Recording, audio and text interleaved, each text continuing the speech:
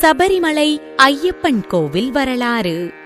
சபரிமலை என்பது கேரளாவில் உள்ள மேற்கு மலைத்தொடர்களில் பத்தினம்திட்டா மாவட்டத்தில் உள்ள ஒரு புண்ணிய தலமாகும். மகிஷி என்ற பெயர் கொண்ட அசுர பலம் கொண்ட அரக்கியை கொன்ற பிறகு சுவாமி ஐயப்பன் தியானம் செய்த இடமே சபரிமலை என வழங்கப்படுகிறது. 18 மலைகளுக்கு இடையே சபரிமலை ஐயப்பன் கோவில் அமைந்துள்ளது. இந்த கோவில் ஒரு மலையின் உச்சியில் உள்ளது.